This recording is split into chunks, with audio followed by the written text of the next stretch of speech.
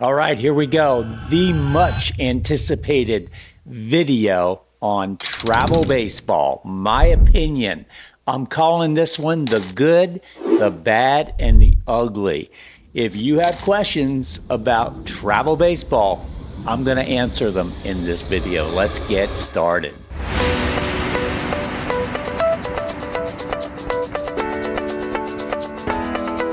And now, the most trusted name in all of youth sports, here's Coach Mark.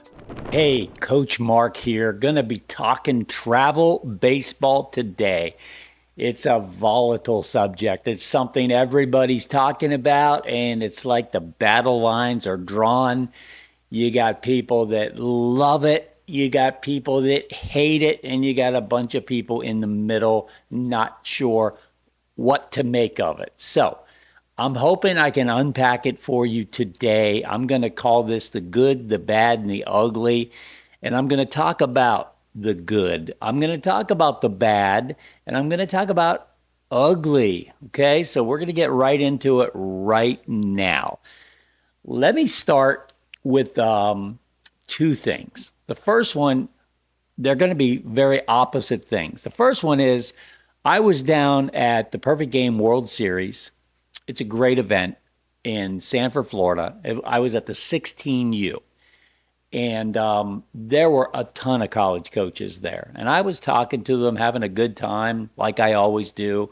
And I was watching a lot of the top travel programs play. And I did a little video, and I mentioned their names, and I'm going to mention their names again in this video. I was looking around, and I saw the Canes playing. I saw Wow Factor playing. I saw USA Prime playing. I saw Texas 12 playing. I saw the East Coast Sox playing. I saw the East Cobb Astros playing. I saw Five Star playing. You see, I know all these programs, okay? They're all there.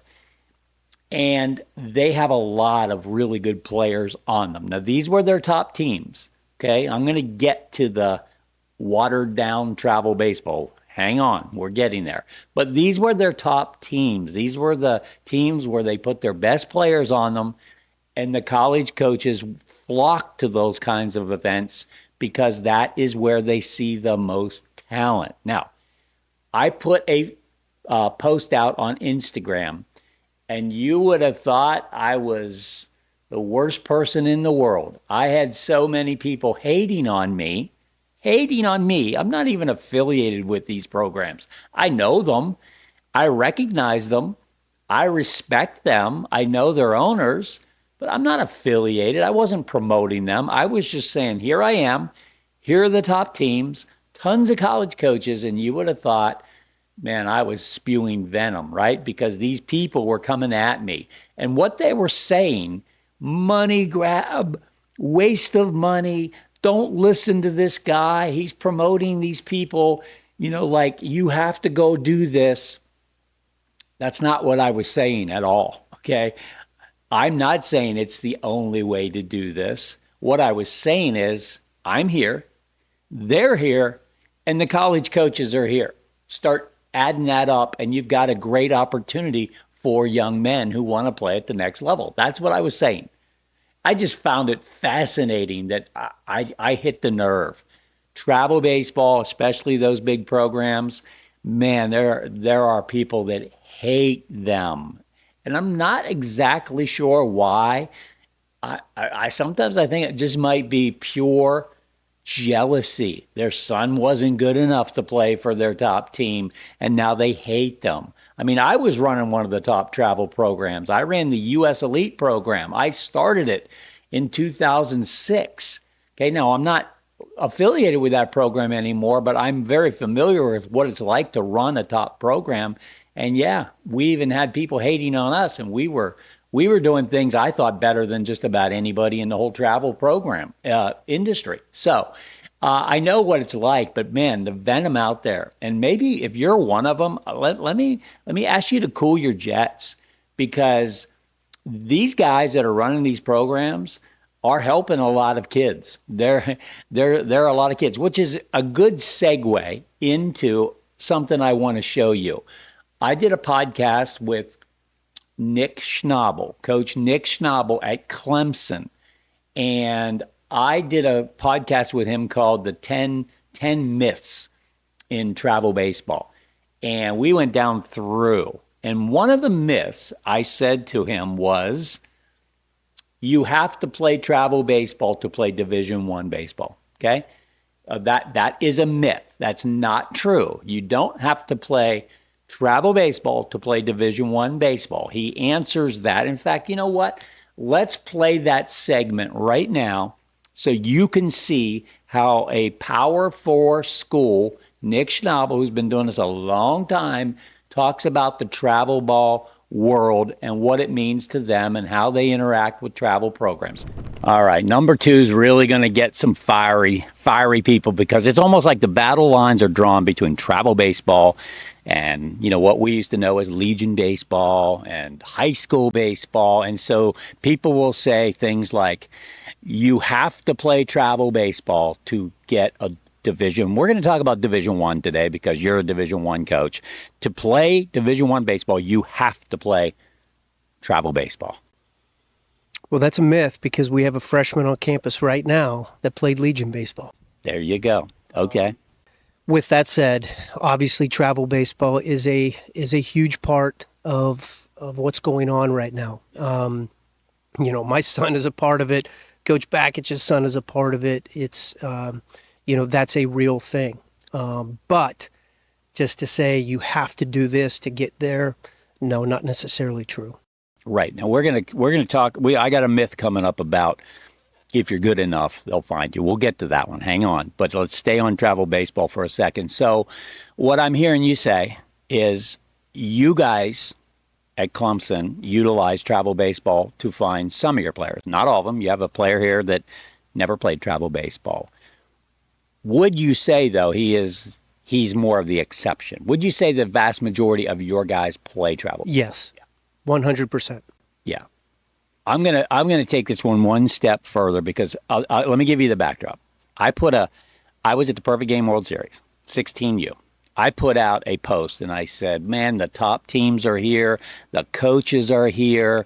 You got the Canes, and you got USA Prime, and you got Wow Factor, and you got the Dirtbags, and you got the Astros. They're all here, you know, because they were. And you guys were following, obviously, a lot of good players on those teams. You wouldn't believe the hate that came my way. They were acting like I was promoting those programs, and all these guys are saying, you know, you don't have to play for those money grab programs and all this stuff. And that's not the subject today. The subject is a lot of the top kids are playing in those programs. Would you agree with that? Yes. Okay. And the reason is because they're purposeful about it. Now, I'm sure you find guys in travel programs that are not those programs, right? Sure, 100%, yeah. So it's not like you only recruit out of the top program. No. Now, do we go and watch them? Yes, because they have good players for the most part, right? But they're always playing against somebody else. I mean, I can't tell you how many times I went to watch someone and then somebody on another team popped up. Yeah. And say, whoa, who's that guy? Yeah. You know, he's playing with his hair on fire. Right. Right? Like, you know, he has some tools. So that happens all the time as well. Yeah. Okay. So, but, you know, and I don't want to digress too far, but, you know, I know for a fact, you know, running one of those programs, the relationships that were formed, you know, you guys would come over to our dugout and go, Coach, you got a roster. Who do you like? We'd have little conversations about it. So over the years, I mean, this is the part that these people just don't understand. If you're trying to find players, having good relationships with guys that you can trust, you know, would you say over the years you've built some relationships with guys that you trust? Yeah, for sure. And that's a huge part of it. I mean, you know, being able to, you know, have some experience with people telling you straight up, you know, about players and what kind of players they were, what kind of people they are. That's it. That's a big deal. That's a big deal to me and to us. Yeah. So the flip side of that, have you had it where somebody told you something, maybe you didn't have a relationship with them, and you show up and it's not what you heard? There it is.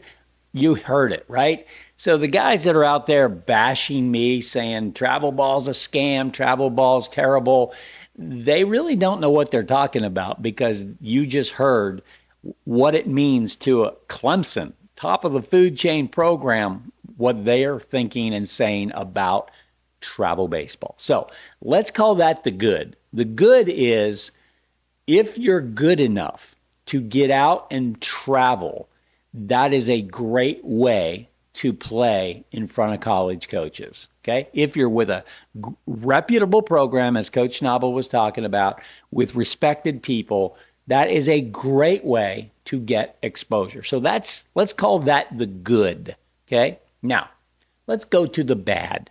Let's address why people think travel baseball is bad, including me. Okay. There is a bad side and an ugly side, and we're going to take it head on right now. Okay. This is objective.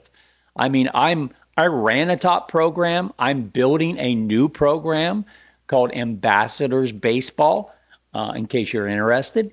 I love travel baseball when it's done right. Okay. So I think we've covered, there's a good side of this when it's done right, but you're going to learn a lot more about what not to do and how it shouldn't be done in this part of the video. So let's talk about the bad. Here's the bad. There are guys that have figured out that more teams equals more money. Okay, so the bigger they get, the more money they make. And if you want to fault them for that, go ahead. There's a lot of kids playing travel baseball that, in my opinion, should not be playing travel baseball. And I'm going to get into that in just a minute. Why not? Okay, but the guys that got their calculators out and have hundreds and hundreds and hundreds of teams are making a fortune. They are. So there you go. You could call that the money grab, where, they just, if you have a pulse, you have a roster spot. Like, if you're alive, we'll find a team for you for the low, low price of $3,500 or $4,000 or $5,000. Now I'll wait to get to the ugly here, because I want to add a layer to that. But that's bad enough, right? That somebody will take your money, put you on a team, and basically offer you no value. And when I say no value, here's what I mean. There's some kid running the team, no offense to the kids, but they hire these kids for $1,000 in the summer. They send them off. The kids are not committed. They're not mentors of young men at all. They're just out there to take up, to oversee a team. That's it. Okay. And if you're on a team like that, you're not getting mentorship, you're not getting development. Then they put a schedule together, and the schedule is just a bunch of watered down travel tournaments. Okay, they're maybe local tournaments, but there's no scouting going on there, especially if you're younger. I mean, why are you doing this? The competition's not that great. The schedule's just not great. And there's no development, and you don't even have a mentor for your kids. So that would be, in my opinion, what I would call the bad of travel baseball, the bad. It's got greedy, it's gotten watered down, and there's not a lot of value there. So that's what you have to really watch out for. Now, let's go to the ugly. Let's go to the ugly. Okay, first of all, travel baseball at the young ages. I'm talking 7, 8, 9. I mean, I don't know anybody that's not, well, let me say it like this. The people that are caught up in that think that's cool, but everybody else, me included, college coaches, look at that like, are these people insane? These people traveling, some of them far distances. We got a 9U team that we're going to win a national championship in Dallas, Texas. You're crazy. You're absolutely crazy on a number of levels. Number one, just the pure expense. Now, if you say, hey, money's no object. We're multi-millionaires. We can do this over and over and over, and it doesn't change anything. Okay, spend your money how you want to spend it. Okay, for anybody else that's spending a lot of this money, I'm not sure. There's no value, in my opinion. There's no reason to do that at those ages. Now, let's peel the onion back even more. Why are you doing it? Oh, because you want to get ranked. Okay, you heard that there's 9U rankings, 10U rankings for players and for teams. Okay, you're even more insane. Okay, because nobody in the world that matters cares about that except you. Okay, so this is really ugly. This is almost like manipulation. This is almost like taking advantage of young kids, where the adults are making these decisions. 9-year-olds aren't making these decisions. Adults are making these decisions. There's tournament directors making decisions. We're going to have a 9U national championship. I mean, it's just way too much, way too soon. Okay. There's no need whatsoever to do that. Am I making myself clear?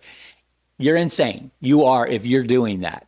Now, you're going to hate on me saying, oh, we love it. It's so much fun. And okay, it's like going on vacation then. Okay. And if that's how you're treating it, you're going on vacation and playing baseball for fun. Okay, I probably won't argue with that.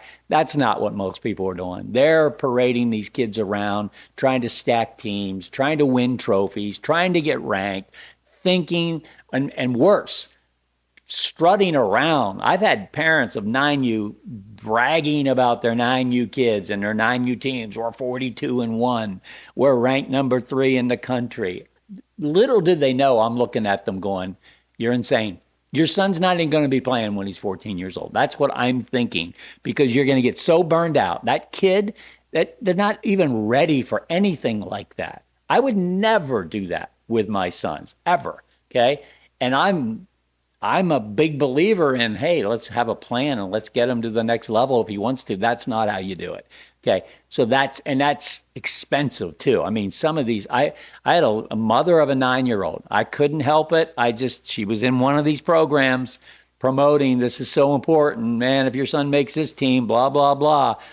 And she's telling me all about it. And I go, just out of curiosity, what do you pay in that program? And she said $3,000. And I said, wow, for a year. She goes, no, that's just a season. $3,000 a season for a 9-year-old to play baseball. I'm sorry, that's insane. And then I said, well, what would it possess you to do that? Like, why would you think you should spend $3,000? And she said the magic words. You want to get to the real ugly of this? The magic words. Well, your son has a lot of potential. That is like a license to print money.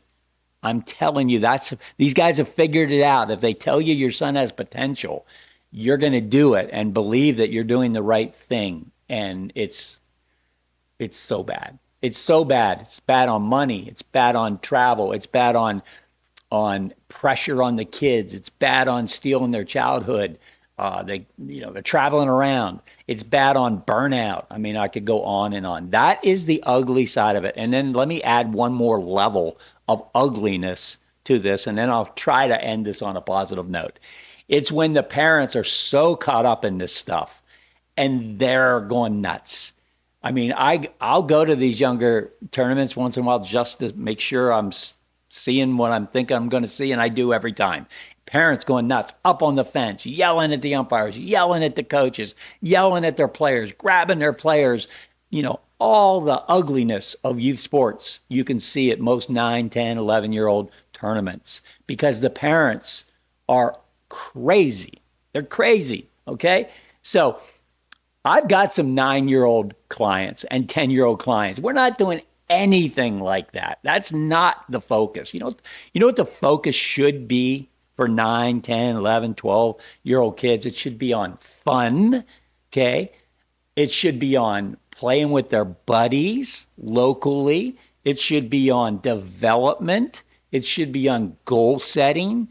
It should be on learning how to play the game, studying the game. All those things are good.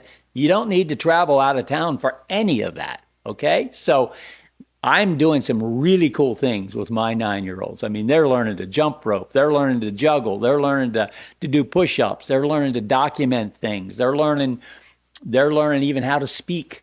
They're learning how to do handshakes. I mean, there's so much you can learn, and you don't need to leave town to do any of it. So let me wrap this up and say this. Travel baseball, good, bad, ugly. It depends on what part of it you're talking about.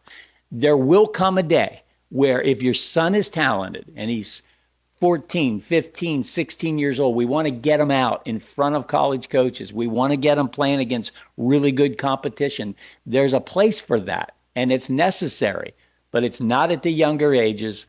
And it's also not necessary for kids that don't have the talent to go get challenged. I mean, if you can't play at a high level, just stay at home and learn to play at a high level. You don't need to go to Georgia or California or Texas and get your butt handed to you, to figure that out. You should know that before you even leave. Okay. Because when you go to the really good tournaments with the really good players, you got to be really good or you're going to get embarrassed. Okay. So I hope this helps today. I'm not throwing the baby out with the bathwater. I'm starting a program right now. I'm excited. It's going to be completely different than anything out there because I think there needs to be a new program. I'm excited about it. You can look in the description below to see some information about it. Maybe go to our website, learn about it. It's going to be cool, but it's going to be very different than what's out there. So hope that helped today. Until the next time, God bless you. Take care. Bye-bye.